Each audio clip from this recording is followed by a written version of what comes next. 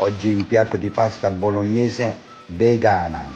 Mettete le lenticchie a cucinare per almeno 20-25 minuti, soffriggete cipolla, carote e sedano, dategli una sfumata di vino rosso, lasciate evaporare, ora passate le lenticchie in pentola, aggiungete del prezzemolo fresco e passate di pomodoro.